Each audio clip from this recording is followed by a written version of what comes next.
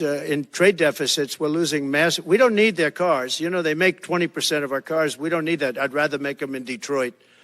We don't need the cars. We don't need their lumber. We have massive fields of lumber. We don't need their lumber. We have to unrestrict them because stupid people put, restrictions on, but I can do that with an executive order. We don't need anything they have. We don't need their dairy products. We have more than they have. We don't need anything. So why are we losing $200 billion a year and more to protect Canada? And I said that to, as I called him, Governor Trudeau. I said, listen, what would happen if we didn't subsidize you, if we didn't, because we give them a lot of money. We help them. As an example, we're buying icebreakers, and Canada wants to join us in the buying of icebreakers. I said, we don't really want to have a partner in the buying of icebreakers. We don't need a partner. But no right. Nope. No right. Here's what we have. We have a right not to help them with their financial difficulties because we owe $36 trillion too. We're going to start knocking it out pretty fast, but we're going to be able to do it because of energy and other things. But no right. No right. But why are we supporting a country, $200 billion plus a year? Our military is at their disposal. All of these other things, they should be a state. That's why I told Trudeau when he came down, I said, what would happen if we didn't do it? He said Canada would dissolve. Canada wouldn't be able to function if we didn't take their 20% of our car market. They send us hundreds of thousands of cars. They make a lot of money with that. They send us a lot of other things that we don't need. We don't need their cars, and we don't need the other products. We don't need their milk. We got a lot of milk. We got a lot of everything, and we don't need any of it. So I said to him, well, why are we doing it? He said, I don't really know. He was unable to answer the question, but I can answer it. We're doing it because of habit, and we're doing it because we like our neighbors, and we've been good neighbors, but we can't do it forever, and it's a tremendous amount of money. And why should we have a $200 billion deficit and add on to that many, many other things that we give them in terms of subsidy? And I said, that's okay to have if you're a state. But if you're another country, we don't want to have it. We're not going to have it with European Union either. European Union, we have a trade deficit of $350 billion. They don't take our cars. They don't take our farm product. They don't take anything. And so we're not going to have it with them either. Brian, go ahead. Yes. Happy New Year, by the way. Thank you. We have some breaking news. You may not be aware of this, but it looks like Cannon has blocked the DOJ from releasing the Smith's report until further court proceedings. Get your thoughts on that. That's a big story. Yeah.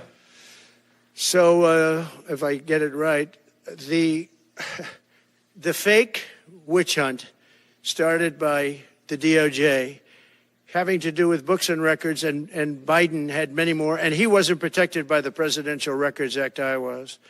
But all of that fake stuff that took the lives of people, I mean, literally destroyed people. People are destroyed because of what they did, destroyed. But we got to be president. But Biden did it for 40 years. He did it when he was a senator. That was illegal. And they ruled it was illegal. How about that? They said, it's illegal, but he's unfit to stand trial. So he can stand and be president of the United States, but the prosecutor found that he's unfit for trial. I was going to use that as a major talking point, but I never got to use it because all of a sudden I had a new candidate who was also sort of unfit to stand trial, right? But so what you're saying is that the judge just blocked the, so Cannon was thrown off the case. They dropped their appeal because he had no case. They dropped all of that, the lawsuits against us. They lost the lawsuit. So this is deranged Jack Smith.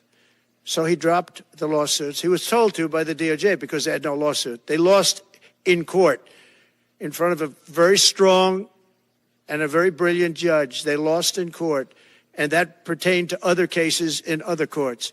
So he wanted to do a report just before I take office, probably.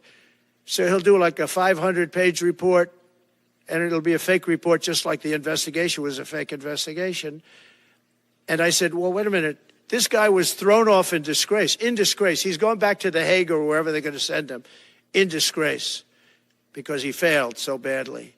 because it was a fake case against a political opponent. They thought they were going to use this to beat me. So what you're saying is I'm just hearing that they're not allowed to issue the report. So if they're not allowed to issue the report, that's the way it should be, because he was thrown off the case in disgrace. Why should he be allowed to write a fake report? It'll only be a fake report. That's great news. Yeah. Good. And if I can just follow up real quickly, you want to comment, many Americans are angry that we're sending millions of dollars every month to the Taliban. Do you anticipate? It's not even believable. Billions of dollars, not millions, billions. We pay billions of dollars to essentially the Taliban, Afghanistan. And that's given by Biden. That's the same man that took away $50 to $60 trillion worth of value from the United States. Think of it. Probably our most valuable asset. Took away our most valuable asset. This can't be allowed to happen. We are now a nation of common sense. When he does that, 625 million acres, this can't be allowed to happen. Thank you for the information. Yes, sir. Most other people probably knew about it, but they wouldn't have told me, right? Mr. President, on the campaign trail, you vowed to bring down the prices at grocery stores very fast. Yeah, we won't do it But then fast. you recently told Time Magazine that bringing down prices would be very hard. So what can the American people expect when you get into office? It's always When hard to can they bring go to down the prices when grocery somebody store else has screwed something up like they did. But we'll bring them down. We'll get them down. Energy is going to bring down prices. We're going to have a lot of energy, and energy is what brought it up. Energy and their bad spending is what brought it up, and energy is going to bring it down. We're going to have prices down. I think you're going to see some pretty drastic price reductions. As an example, food, bacon, ham, apples, everything has gone through the roof. It's one of the reasons I won. So as you know, I said it, inflation was one of the reasons I won, but I think the biggest reason I won was the fact that they are allowing prisoners to come into our country. They released their prisoners, their murderers. Thousands of murderers are now walking around the streets of our cities and farmland all over. Murders, people that have killed. Many, 32% have killed more than one person. They released them from their jails, their prisons, and their mental institutions and insane asylums into our country. I believe that's the reason we got such a large vote. All right, maybe one or two more questions. Yeah, please, go ahead. Go ahead. You go. Sir, can you, President Carter is laying in state today in Washington. You had some harsh words for him about the Panama Canal. Is there any disconnect there? Do you feel a little bit bad about doing that on this day? No, I liked him as a man. I disagreed with his policy. So, hey, he thought giving away the Panama Canal was a good thing. I think it cost him the election. That and the hostages. I actually think that was a bigger factor because that's a deal that just should not have been made. But again, this was a question that was asked of me. I didn't bring it up. I didn't want to bring up the Panama Canal because of Jimmy Carter's death. But people don't bring it up. But, you and other people have asked me about it. No, it's a deal that I was very strongly against. I was a young guy when this took place. But just why would we spend all of that money, lose 38,000 people to malaria, the mosquito? They were dying. It was horrible what was happening. They paid them 4 times more than they would make in the United States, but they knew they were going to go over there and die. And they died in the jungles of malaria. There was nothing we could do to stop it. 38,000. And then we gave it away for $1.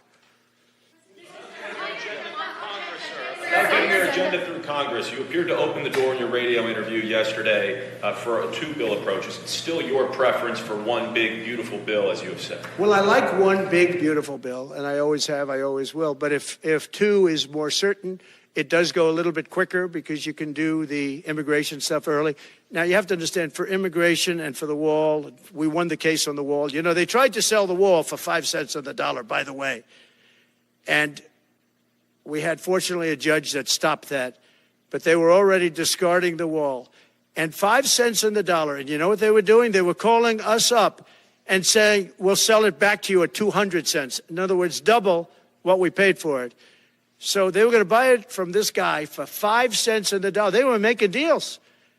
And fortunately, we had a very smart judge that stopped it cold. I think he called for an investigation, too, and he should. But think of it. They were selling the wall that was exactly the wall that the Border Patrol wanted. That was designed by them. Steel, concrete, rebar, exactly as it was. Very, very heavy steel, very powerful steel, hard to cut. very, very heavy 7,000-pound concrete, which is a very strong concrete. Everything was top of the line. Very expensive. Would be double what we paid for it then, 6 years ago. But let me just tell you, they were selling it for 5 cents on the dollar to people, and those people were calling us, asking us to pay them 200 cents because it's a good deal because we can have it immediately. And you know what immediately is? Just leave it in place. No, the papers haven't written that, though.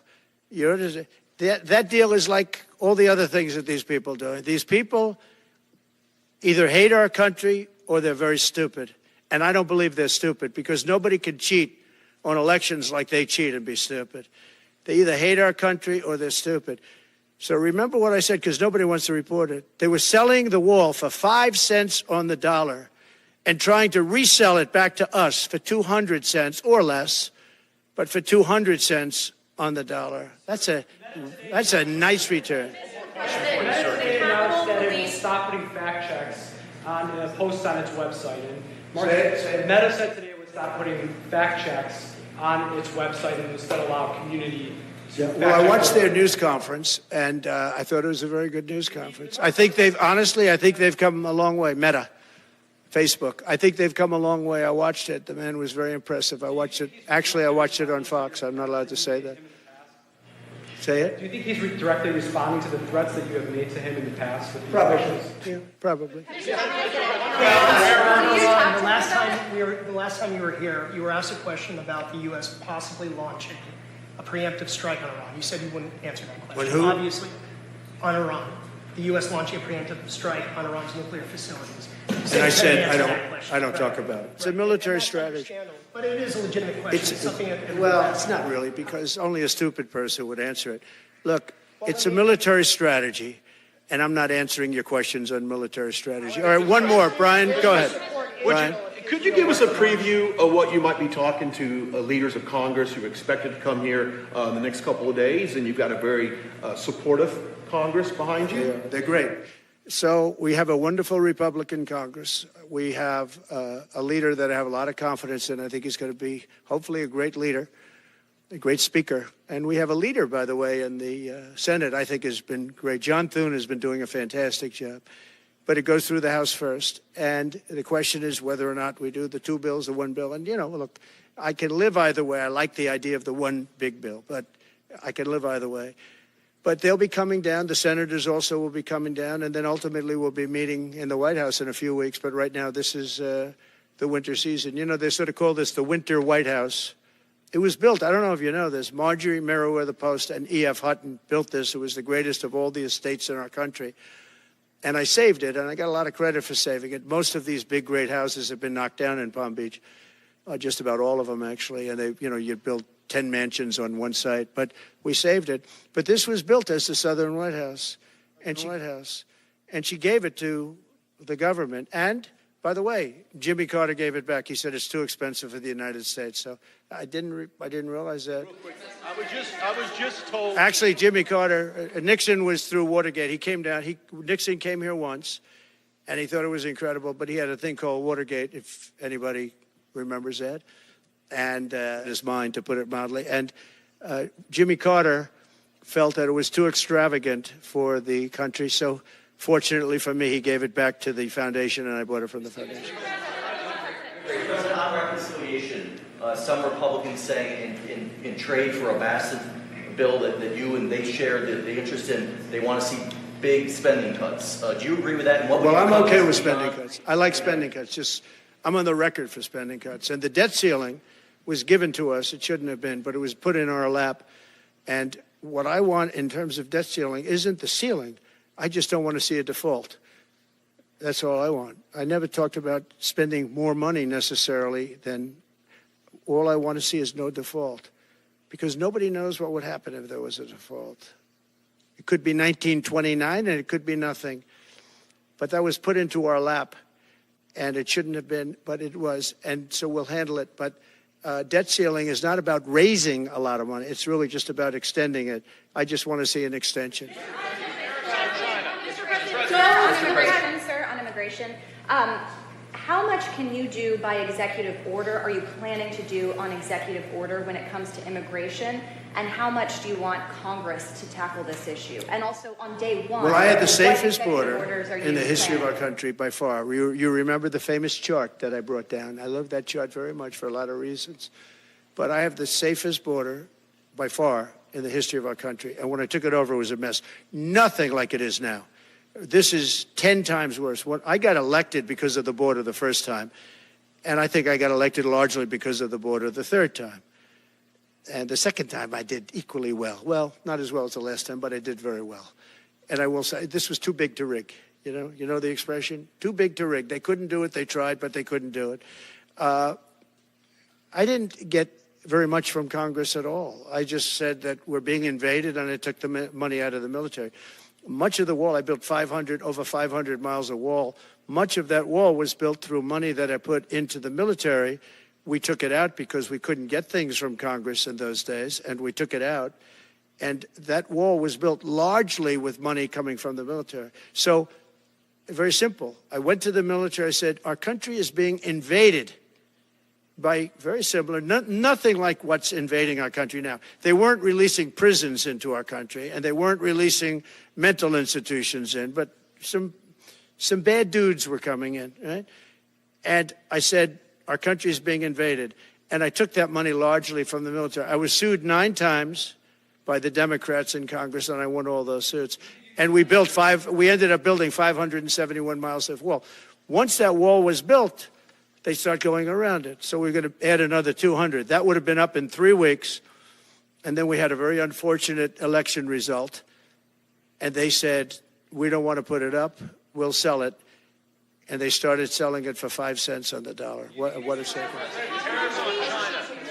So we'll do this again. I just want to thank everybody very much. I'm just telling you, this will be the golden age of America. This is the golden age of America. We're going to have a great country again. We're a country right now under siege. We have so many different problems, and nobody respects us overseas, but now they do. The Italian prime minister, as you know, came here the other night, just flew in and flew out. She wanted to see me. And great respect is being shown when I went to the cathedral in France. Great respect was shown by the prime minister, the president, by everybody. France was, and by the way, I have to say they did a great job in the cathedral. But great respect is being shown to our country again. And we have a great country, but we have to run it properly. It's going to be run properly. We want to get back those hostages for Israel and for us. You know, we do have people that are hostages being held. And I'll just say it again. If this deal's not done with the people representing our nation, by the time I get to office, all hell is going to be with you. Many things are happening that are exciting, very exciting for our country. And we're honored to welcome one of the most respected business leaders in the Middle East, indeed the world. He's a founder and chairman of Damac Properties, Hussein Sejwani, very respected gentleman. And I'm thrilled to announce today that Damac will be investing at least $20 billion over a very short period of time into the United States, and they may go double or even somewhat more than double that amount of money. It's a great thing, and I believe he will say that he's doing it because of the fact that he was very inspired by the election. They wouldn't do it without that election, I can tell you. A lot of people wouldn't. You saw last week where we have somebody who's going to go from $100 to $200 billion, and we have many other people, and we'll be bringing some of them out. Some of them like to do it somewhat more quietly, and some don't, and they feel so strongly about the country that they want to let people know about it. But it's an honor to have such a great investor investing in our country. The investment will support massive new data centers across the Midwest, the Sun Belt area, and also to keep America on the cutting edge of technology and artificial intelligence. He's very big into the data centers, and that's going to be a very hot item in the coming years, as you know, with AI. In particular, the first phase of the project will be in Texas, Arizona, Oklahoma, Louisiana, Ohio, Illinois, Michigan, and Indiana, those places. And Hussein, I'd love you to come up and say a few words. Thank you very much. Thank you. Thank you. Thank you, Mr. President. It's been amazing news for me and my family when he was elected in November. We've been waiting 4 years to increase our investments in U.S. to a very large amount of money. We are a company operating in more than 20 countries around the world. We have delivered more than 45,000 luxury units and another 45,000 in the pipeline. In data center, we are in 10 countries around the world, in Asia, Europe, and Middle East. And we're very, very excited now with his leadership and his open strategy and policy to encourage businesses to come to U.S. For the last 4 years, we've been waiting for this moment. And we're planning to invest $20 billion and even more than that if the opportunity in the market allow us. But at the moment, we're planning $20 billion in data center, catering for the AI and cloud business for the hyperscalers. Fantastic. Thank you, Mr. Great President. honor. Thank you very much. So nice. And that man knows what he's doing. He knows. So, Hussein, we're going to work with you and make sure everything goes smoothly. We have powers that haven't really been used in terms of environmental. If you invest over $1 billion in the United States, we're going to give expedited reviews to everybody because everyone's afraid they're going to come in and get caught in the quagmire, which is very prevalent in the United States, unfortunately, the quagmire of environmental and various other regulations and rules. And I made it a point of telling people if you invest $1 billion or more, and we'll do this for people with far less too, but we guarantee it. We're going to move them quickly through the environmental process. Sometimes people are held up 12, 13, 14, 15 years. I saw it with plants in Louisiana where I got it approved in literally a week. They were through the review in 1 week after spending 14 and a half years trying to get it, and they were going nowhere. It was a terrible thing. So I've been a victim of that myself over the years, and I think I know all the games and all the tricks that are played, and much of it is just done to stop progress. So we're going to be helping you and everybody else that comes to the United States and wants to invest their money, that you don't get tied up for the rest of your life and you can't do anything. This commitment further underscores that many of the greatest business leaders on earth are seeing a very bright economic future for America since the election. As you know, a lot of positive things have happened. We are inheriting a difficult situation from the outgoing administration, and they're trying everything they can to make it more difficult. Inflation is continuing to rage, and interest rates are far too high.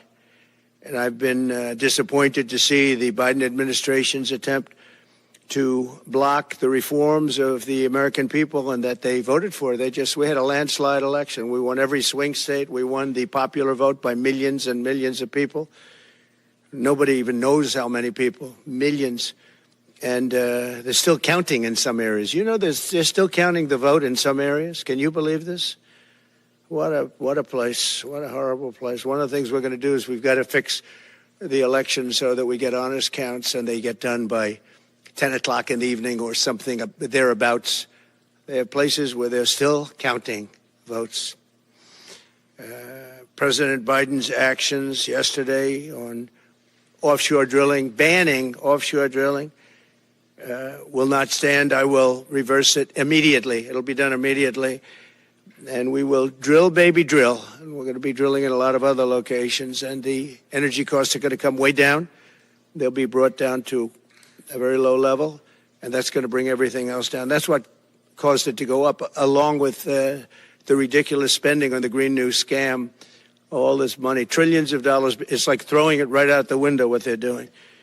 And they're trying to spend so much now. They're just taking money and giving it to anybody that wants it for any project at all, if it's certified under the Green New scam.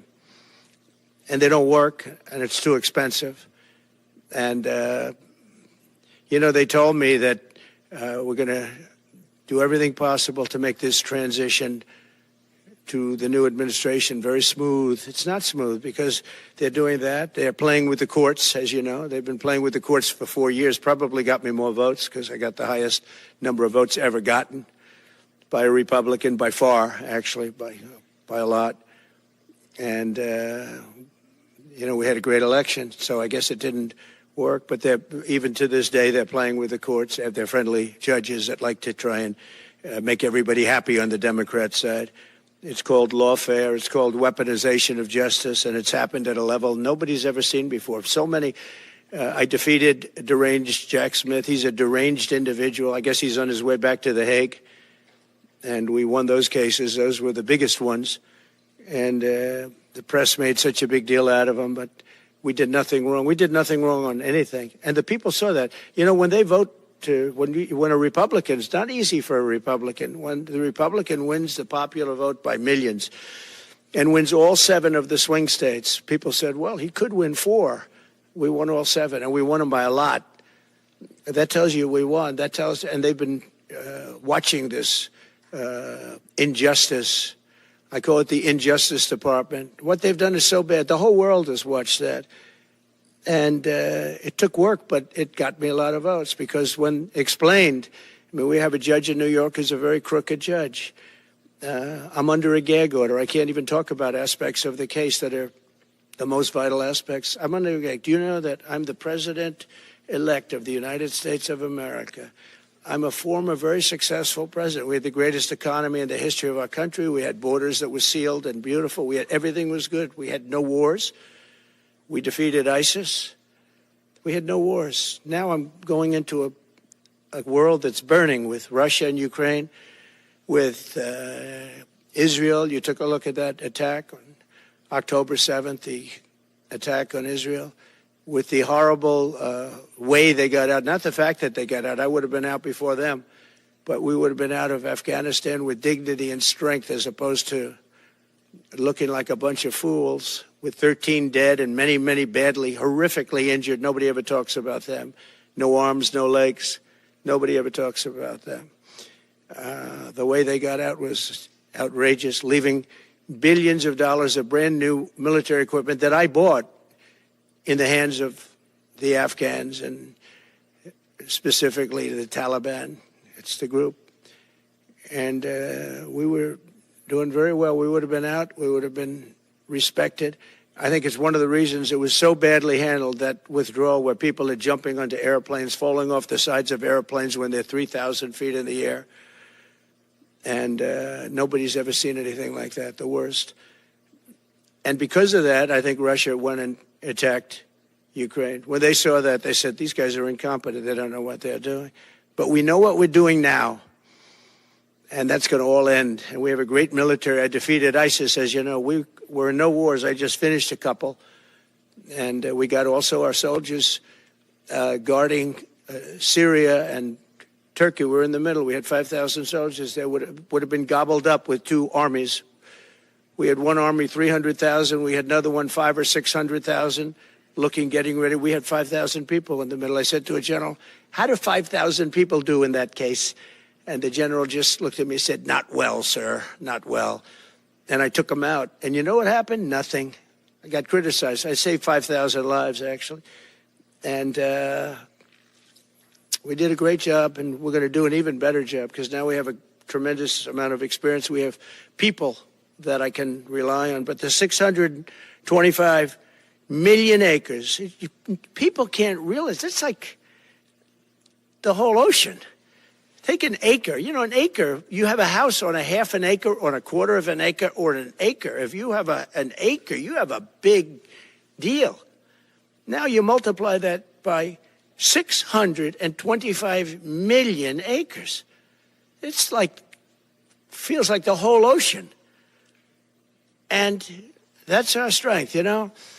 People can say we manufacture, we don't manufacture. The thing we have oil and gas more than anybody in the world. We're going to have more of it, too. But they took away 625 million acres of offshore drilling. Nobody else does that. And they think they have it, but we'll put it back. I'm going to put it back on day one. I'm going to have it revoked on day one. We'll go immediately if we need to. I don't think we should have to go to the courts, but if we do have to go to the courts, they try to be sneaky. They go in and they sign. Remember, this is a man that said he wants the transition to be smooth. Well, you don't do the kind of things. You don't have a judge working real hard to try and embarrass you, because I did nothing wrong. By the way, I did nothing, absolutely nothing wrong. If I did something wrong, I wouldn't be standing here right now, because I've won all these cases. Nobody's ever won so many cases as I have against the Justice Department. I mean, Jack Smith had cases all over the place. People were being subpoenaed. Lives were being ruined. They were spending everything they had, money. We were helping them out. We had to. They were subpoenaing people that had no idea what they were even talking about. That's a sick group of people. And it was all to influence the election. It was all a fight against a political opponent. We've never had that in this country. We have had that in certain countries. We've had that in third-tier countries. We've had that in banana republics, but we've never had that in a place like the United States. I don't even know if it's been on a small level. I'm sure it has been on a small level, but this was the largest level ever. They brought this moron out of The Hague. He's a mean guy. He's a mean, nasty guy. His picture was perfect, because you look at his picture, you say, that's a bad guy with his robe, his purple robe. And he executes people. He shouldn't be allowed to execute people, because he'll execute everybody. He's a nut job. But we won all of those cases with him. And, I don't know the judge in Florida, but we had a brilliant judge in Florida that saw right through it. And we won the case. She was a brilliant judge with great courage.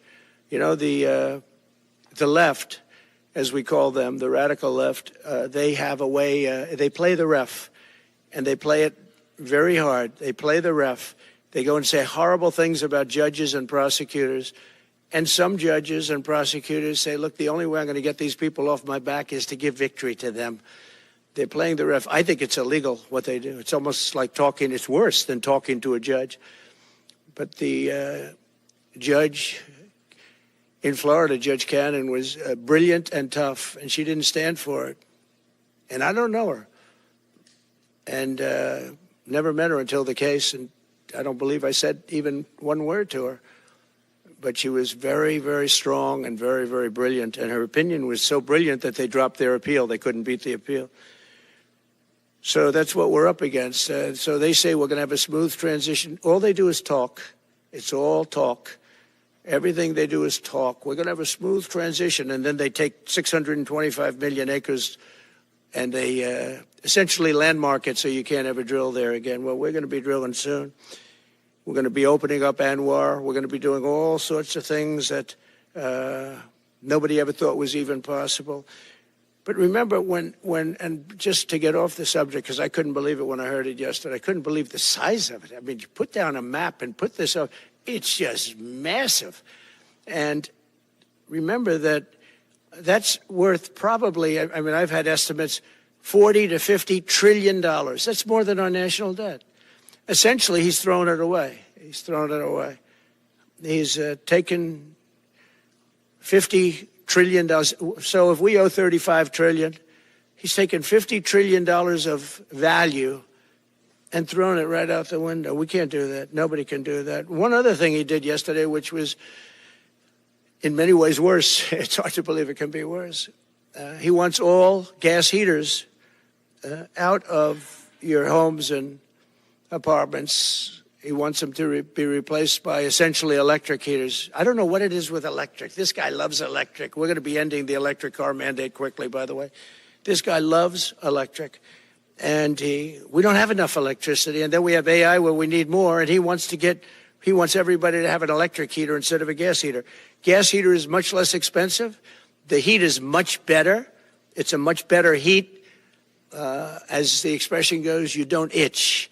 Does anybody have a heater where you go and you're scratching? That's what they want you to have. They don't want you to have gas where you don't have the problems of the electric. And the source is plentiful. They're much cheaper to operate. They're much better. They work much better. They look much better. 60% of homes and apartments have gas heaters. He wants them all removed quickly. These people are crazy. There's something wrong with them. There's something wrong with them. They also want to go back, and they have already started that, to when you buy a faucet, no water comes out because they want to preserve. Even in areas that have so much water, you don't know what to do. It's called rain. It comes down from heaven. And they want to do, no water comes out of the shower. It goes drip, drip, drip. So what happens? You're in the shower 10 times as long, you know. No water comes out of the faucet. You want to wash your hands. They want to go back to even stronger than what they have right now. As you know, I ended that policy. You can have all the water you want. It makes no difference. It comes weird, especially in certain areas. We have so much water, we don't know what to do with it. But these are all things. They want very, very little water to go into your dishwasher, almost none.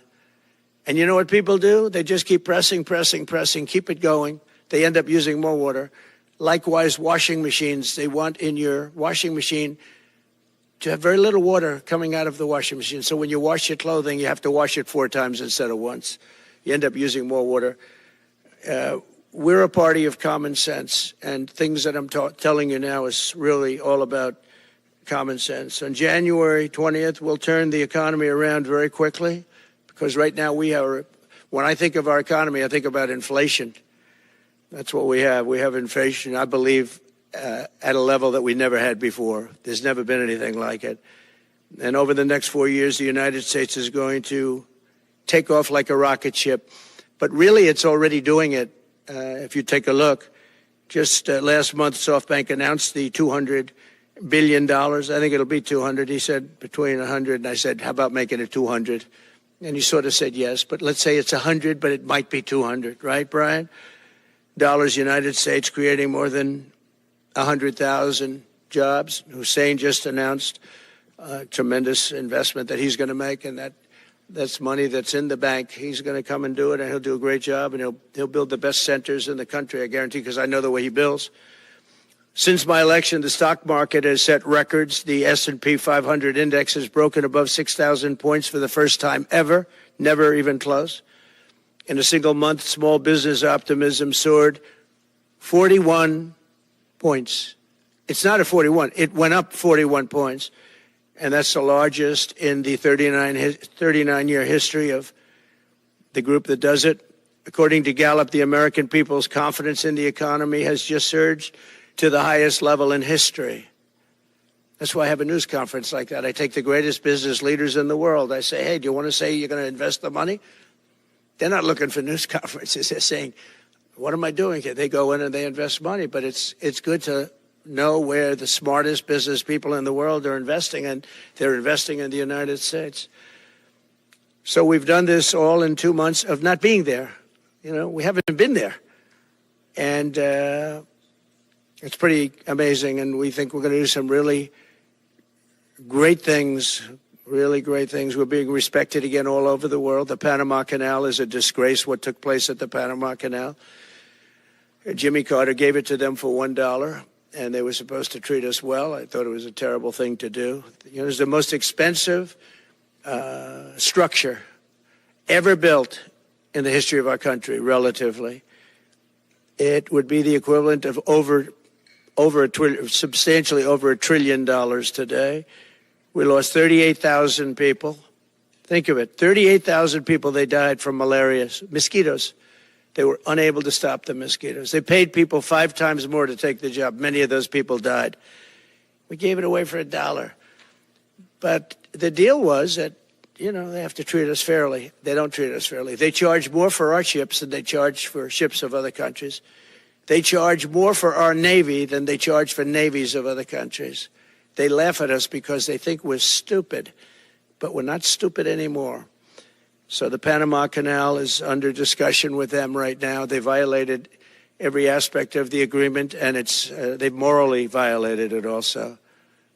And they want our help because it's leaking and not in good repair. And they want us to give $3 billion to help fix it. I said, well, why don't you get the money from China? Because China's basically taken it over. China's at both ends of the Panama Canal. China's running the Panama Canal. And they come to see this Biden, this guy who should never have been allowed even to run for president.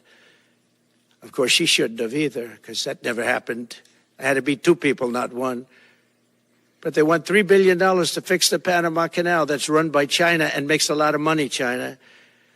One of the most profitable structures ever built, because you have ships lined up back to Florida, frankly, and they just keep going through, and the numbers are staggering, $500,000 to $1 million a ship. And they took it away from us, meaning we gave it to them for $1. But not going to happen.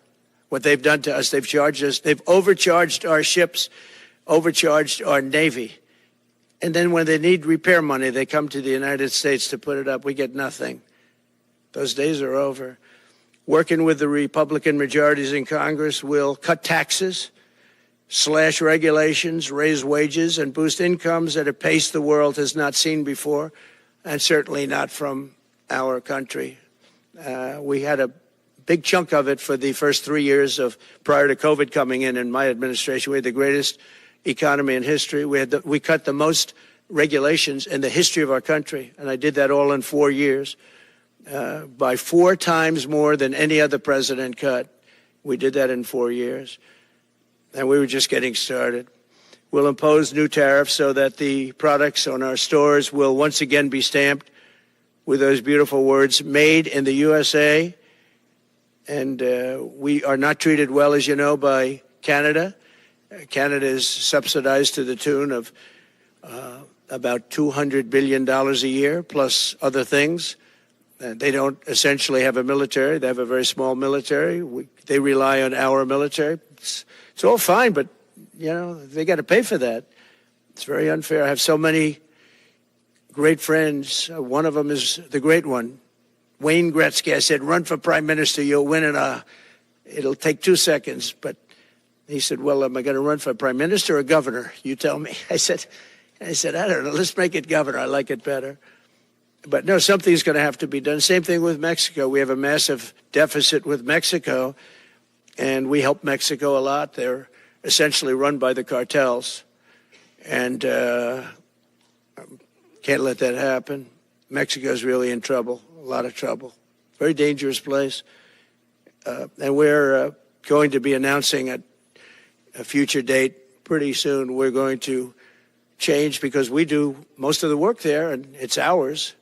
We're going to be changing, sort of the opposite of Biden, where he's closing everything up, essentially getting rid of $50 to $60 trillion worth of assets. We're going to be changing the name of the Gulf of Mexico to the Gulf of America, which has a beautiful ring that covers a lot of territory. The Gulf of America, what a beautiful name. And it's appropriate. It's appropriate. And Mexico has to stop allowing millions of people to pour into our country. They can stop them. And we're going to put very serious tariffs on Mexico and Canada, because Canada, they come through Canada too. And the drugs that are coming through are at record numbers. Record numbers. So we're going to make up for that by putting tariffs on Mexico and Canada, substantial tariffs. And we want to get along with everybody, but you know, they have to. It takes two to tango. We're approaching the dawn of America's golden age. It's going to be a golden age for America. We have things that nobody else has. We have more natural resources. We have, number one, nobody knew that until I came along. I made us number one. We're number 3. I made us number one in a very short period of time in drilling. And, you know, you can talk about windmills. They litter our country. They're littered all over our country, like dropping paper, like dropping garbage in a field. And that's what happens to them, because in a period of time, they turn to garbage. Most expensive energy ever. They only work if you get subsidy. The only people that want them are the people that are getting rich off windmills, getting massive subsidies from the U.S. government. And it's the most expensive energy there is. It's many, many times more expensive than clean natural gas. So we're going to try and have a policy where no windmills are being built. You know, off the coast of New Jersey, they want to build like 200 windmills. The people are going crazy. Nobody wants them, and they're very expensive. They don't work without subsidy. You don't want energy that needs subsidy. Energy is a good business. You don't need subsidy. But when you build these massive towers, I mean, they're 25 stories tall, 40 stories. They have one 70 stories tall. The blades, they take 3 ships to ship them. It's crazy. They're dangerous. You see what's happening up in the Massachusetts area with the whales, where they had 2 whales wash ashore in, I think, a 17-year period. And now they had 14 this season. The windmills are driving the whales crazy, obviously. And they had actually over, I think, 125 or something over a number of years.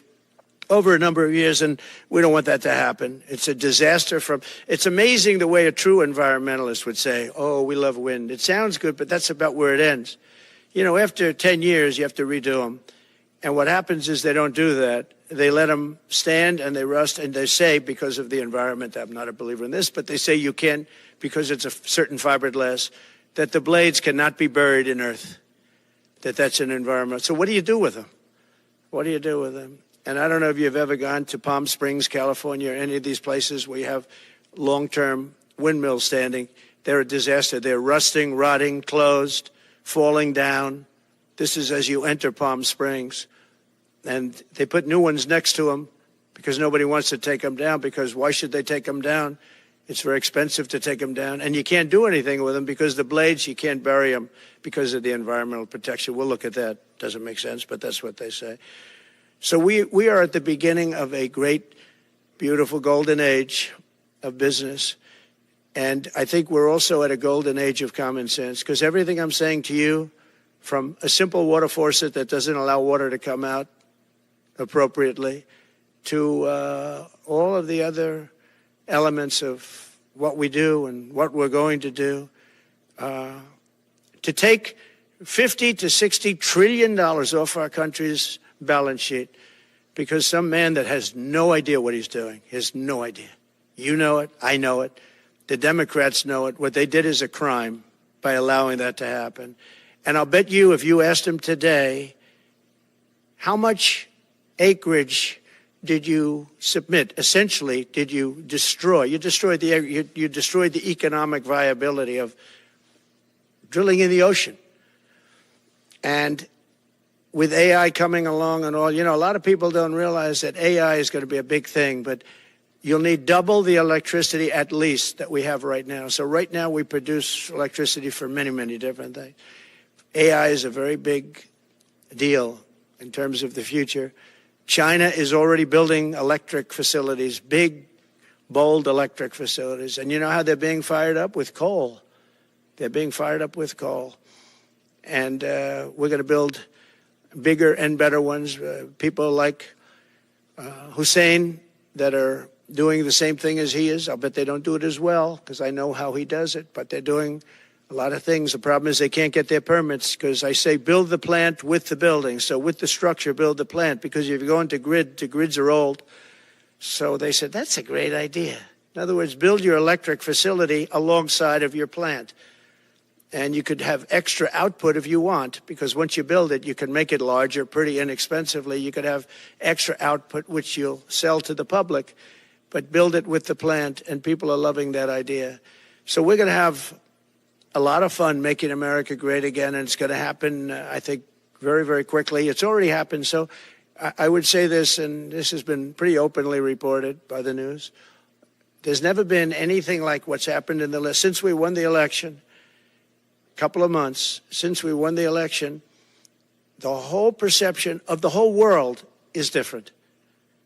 People from other countries have called me. They said, thank you. Thank you. The perception of the whole world is different. We're going to have to settle some big problems that are going on right now. We're going to have to settle up with Russia, Ukraine. That's a disaster. I look at numbers every week, the number of people being killed in that war. People don't know, mostly soldiers now. But the towns have been obliterated. This was a Biden fiasco that that should have never happened. If we had a real president, if we had a president that knew what he was doing, Russia would have never, ever gone in. But they did go in, and we have a mess. The cities are all blown up. The people have largely left. And the soldiers are killing each other at levels that haven't been seen since the Second World War.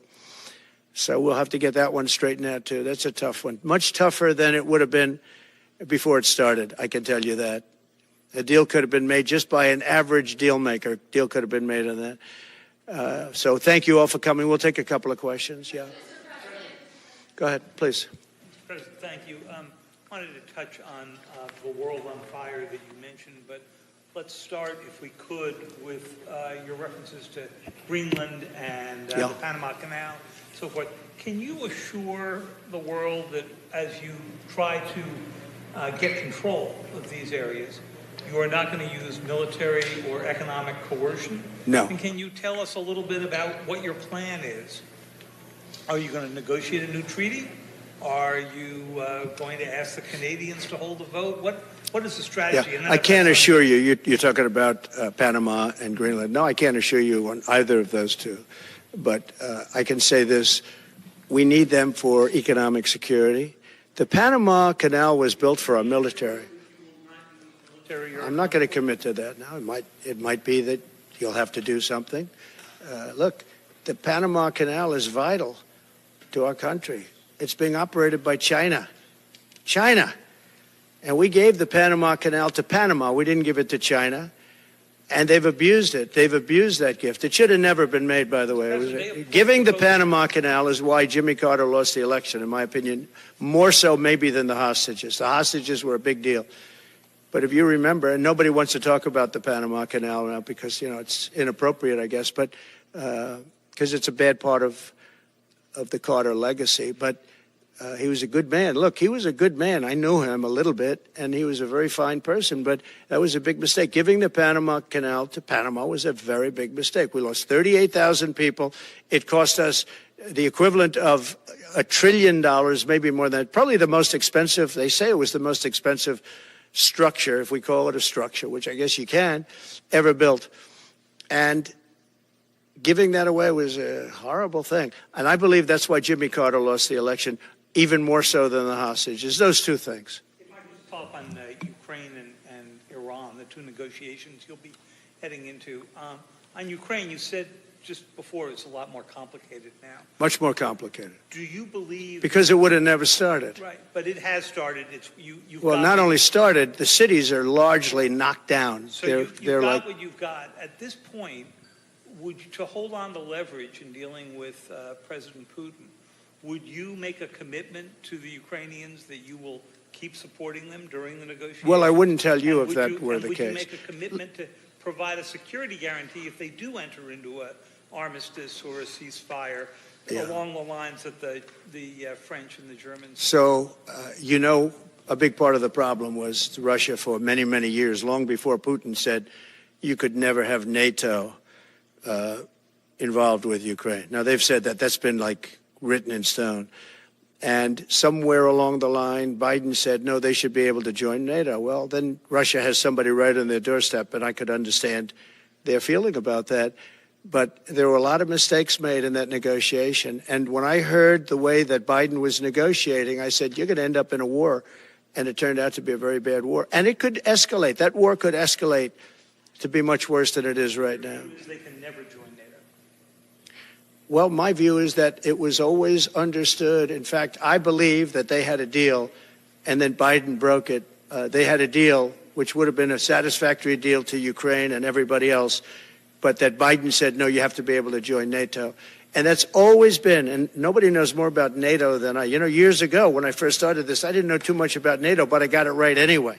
I said, they're taking advantage. I'm the one that got, and the Secretary General was here, as you know, 2 weeks ago, saying that if it weren't for me, NATO wouldn't even exist right now, because I raised from countries that weren't paying their bills. At that time, 28 countries, 20 of them were not paying their bills, 21 to be exact. They weren't paying, or they were paying a very small portion. And I raised over $680 billion. That was the number he gave, by saying, if you don't pay, we're not going to protect you. And as soon as I said that, the money came pouring in. But Obama could have said it. Other people could have said it. Bush could have said it. Nobody said it but me. I took a lot of heat. They said, oh, that's a threatening statement. Well, they weren't paying their bills. I said, we're not going to protect you if you're not paying the bills. So in a true sense, I saved NATO, but NATO's taken advantage of us. And one of the problems that I have, and I've said it openly, I said it to President Zelensky, Europe is in for a tiny fraction of the money that we're in. Now, whether you like that situation or not, Europe is much more affected than the United States. We have a thing called the ocean in between us, right? Why are we in for billions and billions of dollars more money than Europe?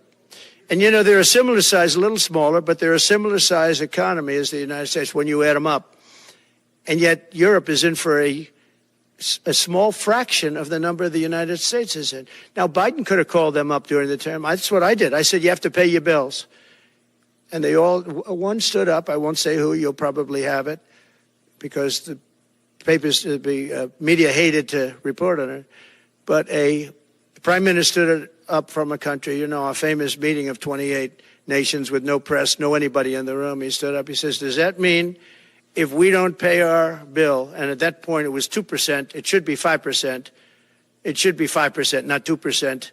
But at that point it was 2%. But many people didn't pay. Some people didn't pay anything. But many people were way, including Germany. Germany was at less than 1%. You're going to press for 5%? Well, I think NATO should have 5%, yeah. Well, you can't do it at 2%. I mean, at 2%, every country, if you're going to have a country in a regular military, you're at 4%. I think they should be, you know, they're in dangerous territory. I think you should be, they can all afford it, but they should be at 5%, not 2%. I'm the one that got them to pay 2%. But a gentleman stood up, a prime minister stood up, and he said to me, sir, could I ask you a question? You're saying we have to pay our bills. If we don't pay our bills, will the United States protect us from Russia?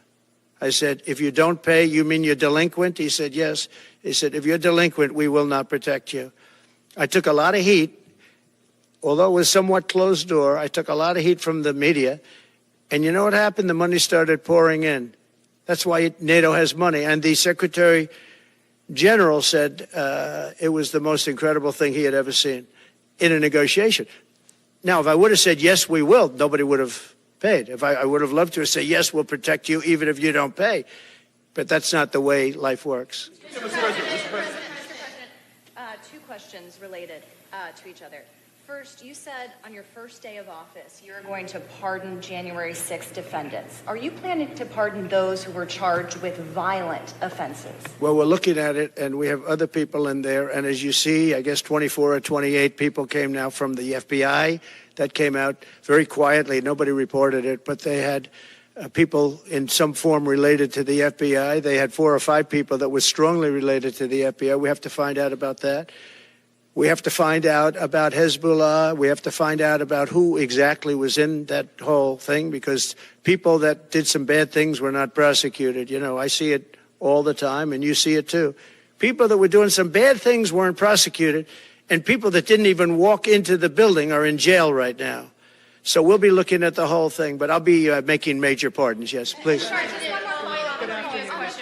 Please. On Jack Smith's report. Good afternoon, Mr. President. It's good to see you again. 2 questions about Syria and the ongoing war in Gaza. About Syria, the Pentagon disclosed last month the U.S. has some 2,000 troops in Syria. That's almost double the number initially we were told of 900. Will you keep that troop capacity the same upon taking over? Well, I won't tell you that because it's part of a military strategy, but I will say it was Turkey. Turkey's been after that country in different names and different forms and shapes for 2,000 years. Those people that went in are from Turkey. And President Erdogan is a friend of mine. He's a guy I like, respect. I think he respects me also. He's the one that didn't go after certain people after I requested that he not. You know who I'm talking about, the Kurds. I don't know how long that's going to, because they're natural enemies. They hate each other. But he didn't do that yet. And he didn't do it in the past also.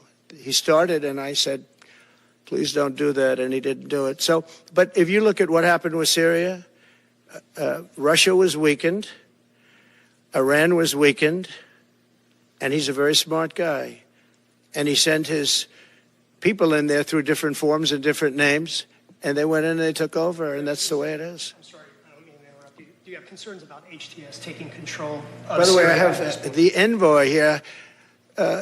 Is that in the back? Standing with my son, Eric, is Steve Witkoff, who's just got back from the Middle East, and he's done a fantastic job. He's a great deal maker. I said, what we need there is a deal maker, because nobody makes a deal. We have people that understand where the rivers are and where the meets and bounds are, but they can't talk. They can't make deals. Steve's done a great job. I just want to thank you, Steve. You've been working endlessly for months, and he's working specifically on the hostages, trying to get them back. Well, that was my second question is Hamas. Steve, come up for a second. Maybe you might want to say a couple of words. Sir, I didn't- Hamas released another hostage I didn't know Steve was going to be here, actually. Neither did I. He's done a fantastic job, and it's a dangerous job, too, and we appreciate it. He didn't know about this kind of danger and the other deal-making he does. Now he sees a lot of big danger. Come on up, Steve. Mr. President, can I ask you the second part of that? Hamas Yeah, released just one another second, hostage please. video. I'm going to give you a little report on the hostages, if I can. Steve? Thank you very much. Thank you, Mr. President. Wow. Well, I think we're making a lot of progress, and I don't want to say too much because I think that some really great progress, and I'm really hopeful that by the inaugural, we'll have some good things to announce on behalf of the president. I actually believe that we're working in tandem in a really good way, but it's the president, his reputation, the things that he has said that are driving this negotiation, and so hopefully it'll all work out and we'll save some lives.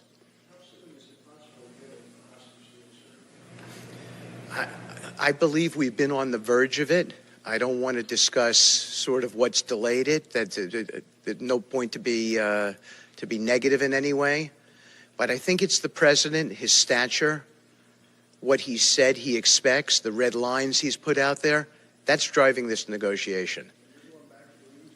I'm going back probably either this evening or tomorrow night. Are you confident there'll be a deal before January 20th, or is that something that's likely to happen? If there's a deal even at all, and we've been hearing this now for the better part of. I know. I would say. They better be. Right. I would say that the president is exasperated. I don't want to talk for him, but look, I don't know anyone who delegates better than President Trump. He gives us a lot of authority to speak on his behalf, and he exhorts us to speak emphatically. And emphatically means you better do this, because the alternative. Do you think they're waiting for President Trump to take office? No, I think they heard him loud and clear. Better get done by the inaugural. But when you say all hell will be Before I paid, take all hell must be paid if they don't release the You know what that hostages. means, don't you? Well- Do I have to define it for you? Look, all No, I know hell you're not will gonna break out. telegraph If what- those hostages aren't back, I don't want to hurt your negotiation. If they're not back by the time I get into office, all hell will break out in the Middle East. Can you elaborate? And it will not be good for Hamas, and it will not be good, frankly, for anyone. All hell will break out. I don't have to say anymore, but that's what it is. And they should have given them back a long time. They should have never taken them. There should have never been the attack of October 7th. People forget that. But there was, and many people are killed. They're no longer hostages. I have people from Israel and others calling, begging me to get, we had also people there from the United States, just so you know. They're holding some so-called hostages from the U.S. But I've had mothers come to me and fathers crying, can I get the body of their son back? Can I get the body of their daughter back? That beautiful girl where they threw her in the car, pulled her by her ponytail and threw her in the car like she was a sack of potatoes. I said, what happened to her? Sir, she's dead. Like a 19, 20-year-old beautiful girl. And the way they treated her. And I just say it this very simply. Steve's got a job to do. He's a great guy, great negotiator, great person. They respect him over there already. It's what we needed over there. We have people that know everything about the Middle East, but they can't speak properly. They don't know. He's a great negotiator. That's what I needed. I could have sent that gentleman right over there, Hussein. He's a great negotiator. There are people, they're rare. Great negotiators are very rare, like a great surgeon. But we have the right person. But I tell this, I don't want to hurt the negotiation. If the deal isn't done before I take office, which is now going to be 2 weeks, all hell will break out in the Middle East. Okay? Thank you, Mr. Thank you. President. You've done a great job. Thank you. Mr. President, more than 140 police officers were injured by rioters on January 6th. Will you pardon anyone who attacked a police officer? Well, the only one that was killed was a beautiful young lady named Ashley Babbitt. She was killed, and there was actually somebody else that was killed also a MAGA person, but people don't give it 100% credibility. I'm going to find out about it, and we're going to find out. But Ashley Babbitt was killed. She was shot. Should have never been shot. She was shot for no reason whatsoever. In fact, they say that she was trying to hold back the crowd, and the crowd was made up of a lot of different people, so we'll see. But I will tell you this, the person that was killed was Ashley Babbitt. The other thing is, when they talk, there was never charges of insurrection or anything like that. But if there were, this would be the only insurrection in history where people went in as insurrectionists with not one gun, okay? And let me tell you, the people that you're talking about have a lot of guns in their home for hunting and for shooting and for entertainment, a lot of good reasons. But there wasn't one gun that they found. And why didn't they find the bomber, the pipe bomber? They know who the pipe bomber is. The FBI knows who it is. The status of the FBI has gone down so far, and the status of the DOJ, or as I call it, the Department of Justice, it's the Department of Injustice. It's being laughed at all over the world. And hopefully with Pam Bondi and with Kash Patel and with other people that we're putting in, that will all come back. If you do a poll in the FBI, I guarantee I'm at like 90% with the agents of the FBI, but they have hurt that incredible place. Law enforcement, I mean, you think of the FBI, they raided this house. By the way, they could have told me, could I see this? I would have given them, I actually told them, come in anytime you want. You can see anything. They raided the house and the case was dismissed. And now I'm in litigation. I'm suing them for doing that. And I feel so badly doing it. I'm the president of the United States and I'm suing the United States, but I'm suing them for other things too. The FBI has gone so, its reputation has been so horribly hurt between Comey, who is the worst, and all of the others. What's happened to the FBI is, and we're going to make it great again. We're going to make the FBI great again. We're going to make the Department of Justice fair and strong, but fair again. Because all they did was attack me because I'm their political opponent. And that includes with local judges like Marchand. You ought to find out. Ask them, why do I have a gag order where I'm not allowed to speak? Think of it. I'm the president of the United States, and I'm not allowed to speak. Why? Because if I did speak, people would understand the scam. It's a scam. And we have very dishonest judges, and New York judges are very bad. We had one that valued this house at $18 million because it was good for their case. He actually valued that chandelier is worth more than $18 million. He valued this house as $18 million. And we have another one who was so nasty, so horrible, such a brute, most vicious, vile person. These are New York judges. But we've won most of the cases, so we're very happy about that. Please. Back on Greenland, your position is clear, but have you directed your staff to take any specific actions to draw plans? And can you elaborate again? You didn't rule out military coercion. Well, we need Greenland for national security purposes. I've been told that for a long time, long before I even ran. I mean, people have been talking about it for a long time. You have approximately 45,000 people there. People really don't even know if Denmark has any legal right to it. But if they do, they should give it up because we need it for national security. That's for the free world. I'm talking about protecting the free world. You don't even need binoculars. You look outside, you have China ships all over the place. You have Russian ships all over the place. We're not letting that happen. We're not letting it happen. And if Denmark wants to get to a conclusion, but nobody knows if they even have any right, title, or interest. The people are going to probably vote for independence or to come into the United States. But if they did do that, then I would tariff Denmark at a very high level. Have you asked your staff to draw plans for acquisition? I mean, are you active? No, we're not at that stage, but we have people. I haven't even entered office yet. Secondly, sir, Elon Musk has drawn some criticism and a lot of attention for some of his actions and provocative statements about foreign affairs, including in Europe. Your reaction to that, is that appropriate for... You mean where he likes people that tended to be conservative? I don't know the people. I can say Elon's doing a good job, very smart guy. I don't know the people you're talking about.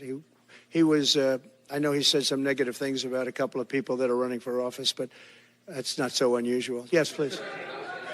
I wanted to ask you about Ukraine and Putin. How soon do you anticipate going to meet with Putin to discuss the Ukraine situation? Well, I can't tell you that, but I know that Putin would like to meet. I don't think it's appropriate that I meet until after the 20th, which I hate because, you know, every day many young people are being killed, soldiers. You know, the land is very flat, and hundreds of thousands of soldiers from many hundreds of thousands from each side are dead, and they're laying in fields all over the place. Nobody to even collect. There's landmines all over. It's a disaster.